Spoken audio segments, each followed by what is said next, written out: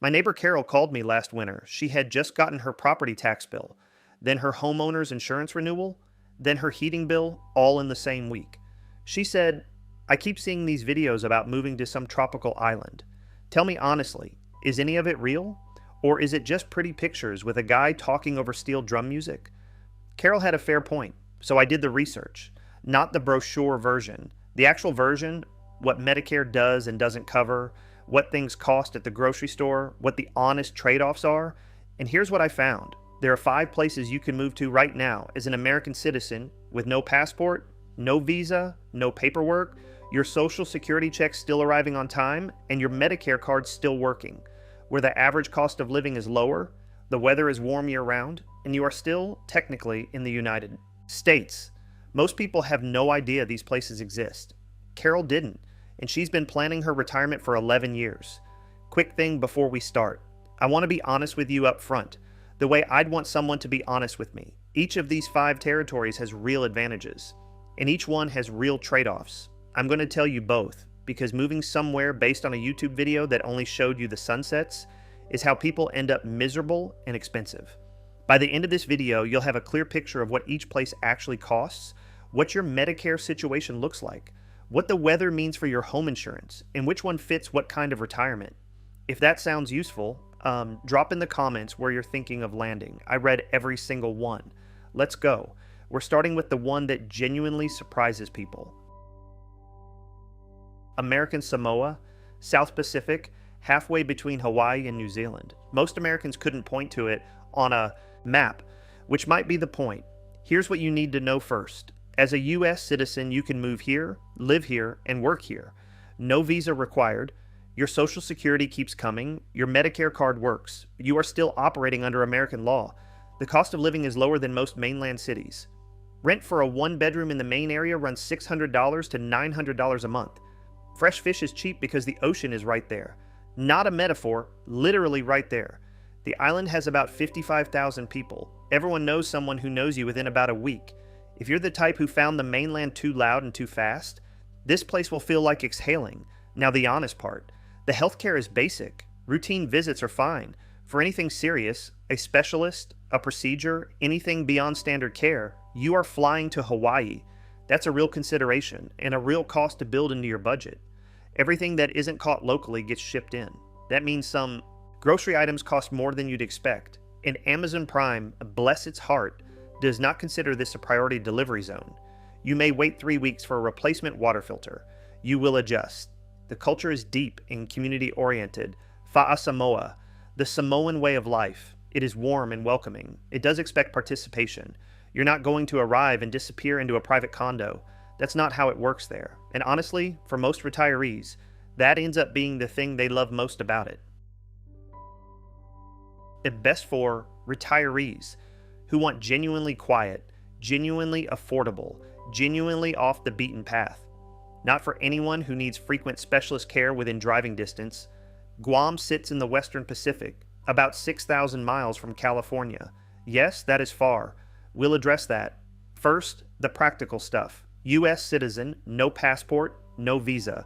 Social Security arrives. Medicare works. English is spoken everywhere. You pay in dollars. The legal system is American. It genuinely feels like a small American town. Just a small American town with turquoise water on all sides. Cost of living runs higher than American Samoa. A decent 2-bedroom apartment is around $1,500 to $2,000 a month. A couple can live comfortably on $3,500 to $4,000 a month depending on lifestyle. Guam has actual grocery stores, actual restaurants, actual roads. It also has a Costco, which for a certain generation of Americans is basically the deciding factor. The healthcare is solid for a Pacific island. There's a real hospital, Guam Regional Medical City, with genuine specialists. Not everything is available. For complex cardiac surgery or advanced oncology, you'll still fly to Honolulu or the mainland. But for day-to-day retirement health management, you're in much better shape here than on American Samoa. The catch everyone needs to hear. When it's noon in Guam, it's 9 p.m. the previous evening in New York. Not a typo. Guam is 15 hours ahead of Eastern Time. That means calling your daughter on her lunch break means you're calling at 3 a.m. That time zone gap is real, and it affects people more than they expect. Factor it in. Typhoon season is also real, not hypothetical. Real. You build it into how you live. Storm shutters, generator, the whole thing. It becomes part of your routine, like people on the Gulf Coast live with hurricane season. Just go in knowing that. The military presence on Guam is significant, and if you're a veteran, that's actually a major advantage. Commissary access, exchange shopping, a ready-made community of people with shared experience. For veterans considering a Pacific retirement, Guam deserves serious attention. Best for retirees who want tropical Pacific living with real infrastructure and a familiar American feel, and who aren't going back to the mainland more than once or twice a year. 3 islands, 1 decision. St. Thomas, St. Croix, and St. John each offer a different version of retirement, and they're close enough that you can change your mind later. U.S. citizens, no passport. Medicare works, Social Security comes, 2 to 3 hour flight from Miami or New York, which matters when you have grandchildren on the mainland. Let's start with what makes the Virgin Islands different from everything else on this list. You are in the Caribbean, not the Pacific. That means you're close to the U.S., close to family, and close to major medical centers in Florida if you need them quickly. That proximity alone moves the USVI up the list for retirees who need to weigh healthcare access seriously. St. Croix is the one most retirees end up choosing. It's the largest island, it's quieter than St. Thomas, and it has a genuine community feel. Rent runs $1,200 to $1,800 a month for a solid apartment. There's a real hospital, Governor Juan F. Luis Hospital, a functioning downtown, and a pace of life that one longtime resident described to me as slow on purpose. St. Thomas is livelier, more tourists, more restaurants, more going on, and more expensive. It's the choice if you want more access to things. St. John is mostly national park. 2/3 of the island is protected federal land. It's stunning, small, and not cheap. One tax thing worth knowing. The USVI has its own tax system, no state income tax in the traditional sense. Some retirees with investment income find it genuinely favorable. Worth running your specific situation by a local tax advisor before you make any decisions. One honest thing worth knowing. The territory has faced real challenges. Hurricane Irma and Maria hit the USVE hard in 2017. Infrastructure has mostly recovered, but hurricane season is not a footnote here. Home insurance is expensive. This is the price of paradise, and it's a real price. Best for retirees who want Caribbean living, but need to stay within a flight of the mainland, and for whom that proximity to family and medical care is a priority.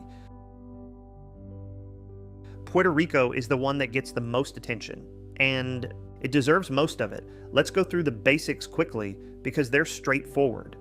U.S. citizens move here freely. No passport, no visa, no nothing. Your Social Security check arrives. Your Medicare card works, not in a theoretical way, in a real walk up to the desk and hand it to them way. The hospitals in San Juan are legitimate. Centro Medico is a full academic medical center. Auxilio Mutuo has cardiac surgery and oncology. For a retiree managing a chronic condition, this matters enormously. Cost of living is roughly 9% lower than the mainland average. Rent is where the savings really show, 50% cheaper than comparable mainland coastal cities. A comfortable one-bedroom outside San Juan runs $700 to $1,200 a month. A couple living sensibly can do it on $2,000 to $2,500. A couple who wants a nicer place closer to the beach, $3,500. The island is diverse in a way that surprises people. San Juan has Old Town cobblestone streets and world-class food. Rincon on the west. Coast is a surf town with a strong expat community. Ponce is a historic city that rarely makes the travel magazines but costs half what San Juan costs and has everything you actually need.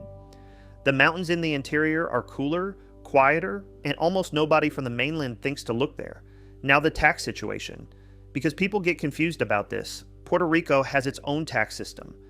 Under Act 60, certain types of investment income, capital gains, dividends, can qualify for dramatically lower or zero Puerto Rico tax rates. Your Social Security is not subject to Puerto Rico income tax. Your pension or IRA withdrawals from mainland accounts, however, are still subject to federal tax and can be subject to Puerto Rico taxes depending on your situation. The short version, if you have significant investment income, talk to a Puerto Rico tax advisor before you move. The savings can be real. If you're living mostly on Social Security and a modest pension, the savings are mostly in lower housing costs, which is still real, just different. The things nobody talks about enough: power outages. The grid in Puerto Rico has been struggling since Hurricane Maria in 2017. Many retirees have solar panels with battery backup. Many more have generators. It is not optional to think about this. It is part of how you plan your home. The ones who plan for it adjust fine. The ones who don't mention it constantly. Hurricane season runs June through November. You are in it. Same answer as the USVI. This is the cost of living somewhere warm, close to the ocean, in the Caribbean. Plan accordingly. Best for retirees who want the fullest combination of island lifestyle, real healthcare, familiar American systems, affordable housing, and proximity to the mainland. For most people on this list, Puerto Rico is the answer. Before we wrap up, there's something the competitor videos always miss.